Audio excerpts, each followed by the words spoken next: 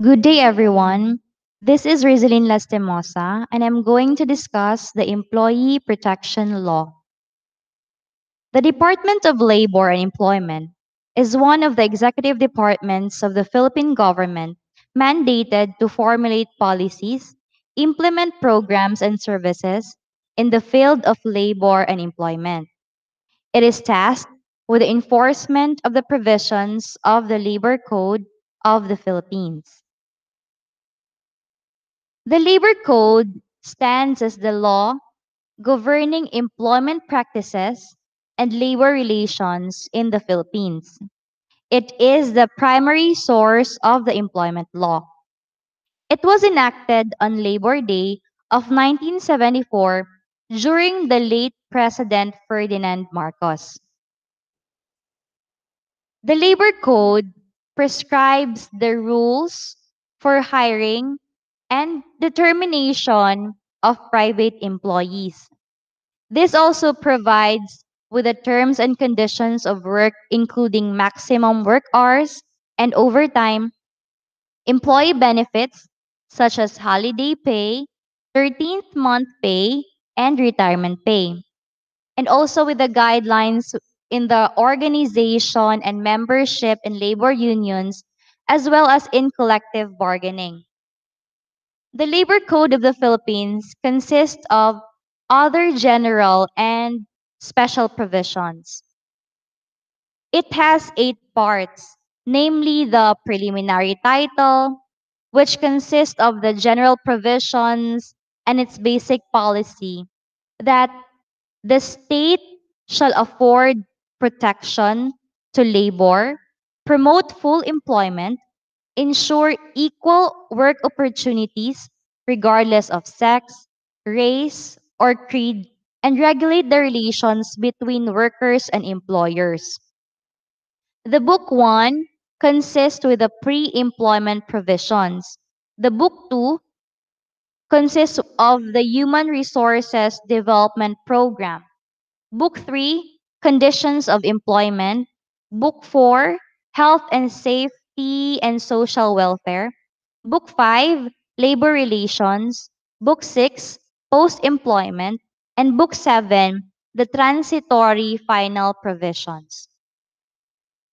As the Labor Code governs the employment in private sectors, the revised Administrative Code of 1987 on Civil Service Commission, or the Executive Order number 292, prescribes the terms and conditions of employment of all government employees, including those in government owned or controlled corporations. So basically, the Civil Service Commission regulate the employment and working conditions of the government employees, which who are the civil servants.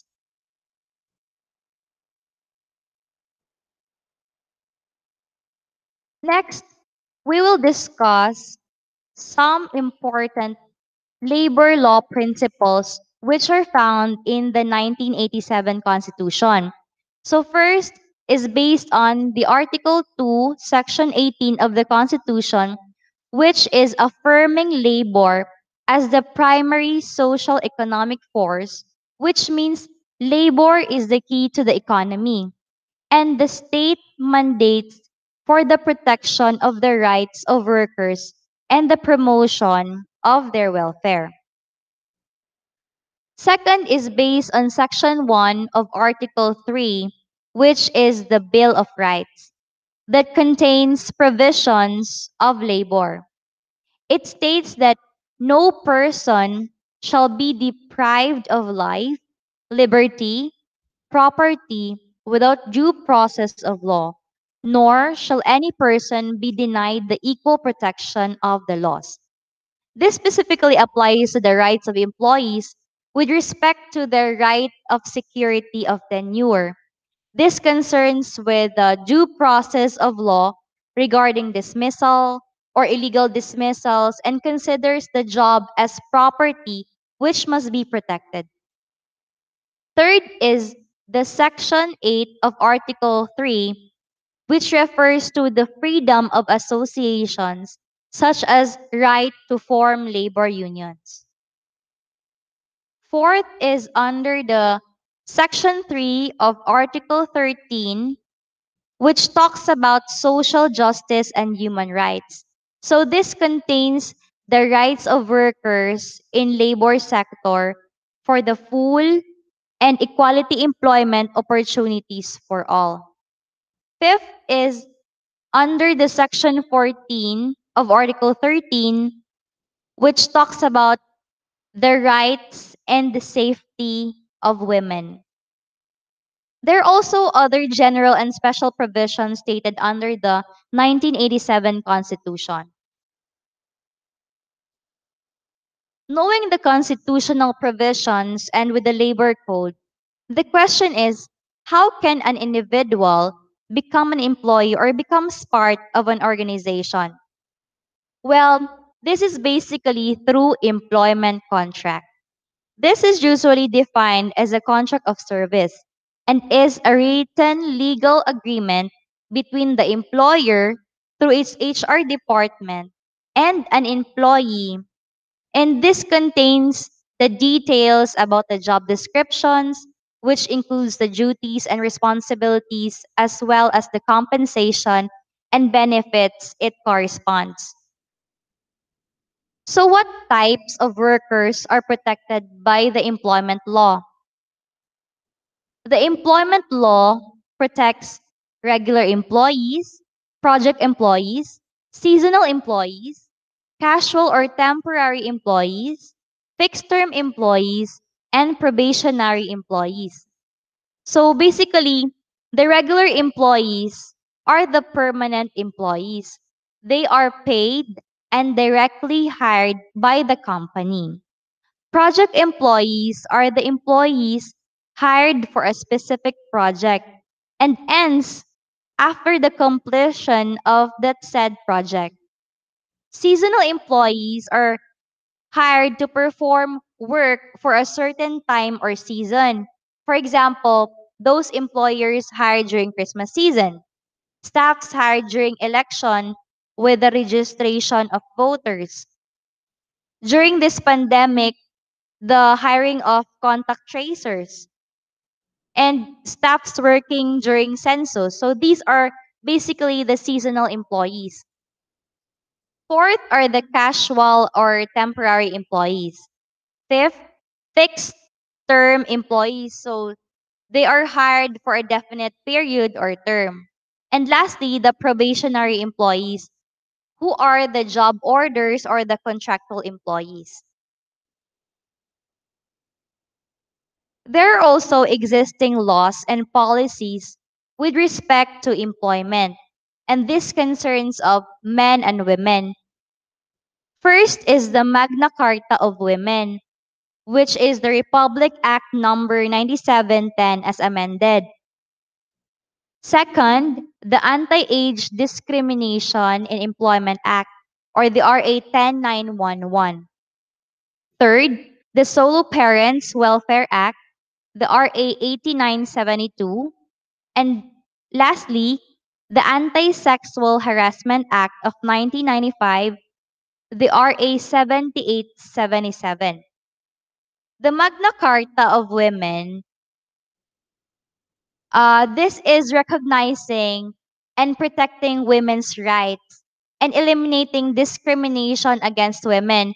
So basically, it promotes gender and development, women empowerment. With the Anti-Age Discrimination in Employment Act, this is to eliminate age discrimination and promotes equal work opportunities for everyone. With regards to the Solo Parents Welfare Act, in this act, the employer will provide flexible working schedule for solo parents, provided that it will not affect the individual performance or the company's productivity. And also, they're all given a leave of not more than 7 working days every year. With the Anti-Sexual Harassment Act, in this act, all forms of sexual harassment in the employment, education, or training environment are hereby declared unlawful. So these are some of the current implemented laws and policies which protect the employees in the workplace. It is really beneficial to know our legal and constitutional rights to keep us protected and help us enjoy our work experience with with the organization we are working with. And we can find the labor rights from the 1987 Constitution, the Labor Code of the Philippines and its implementing rules and regulation, under the Civil Code, and also with other special laws.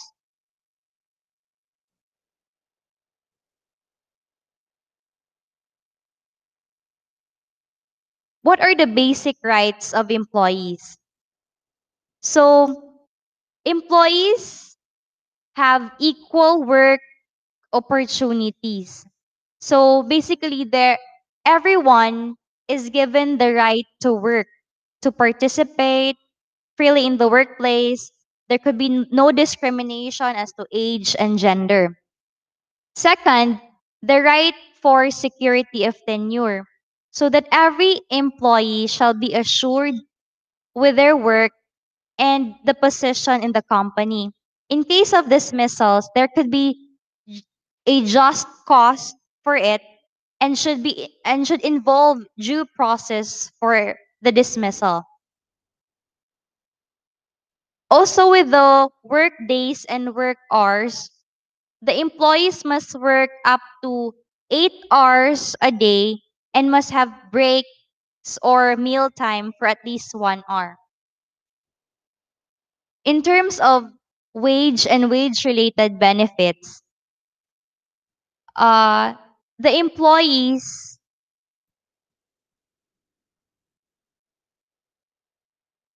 the employees are paid based on the salaries and wages, the overtime pay, rest day, holiday, and 13th month pay, and other benefits that are that should be given to the employee.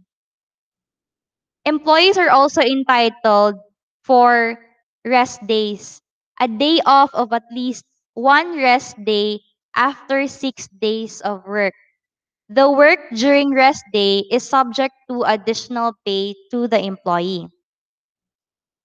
In terms of payment of wages, this is in the form of cash payments or payments made through banks, through ATMs, and shall be given once or twice a month depending on the company's policy. And lastly, the right to self-organization and collective bargaining. This refers to the right of the employee to form or join any association or union he or she chooses. So, employees have rights and are protected by law. And this ends my report. Thank you for listening.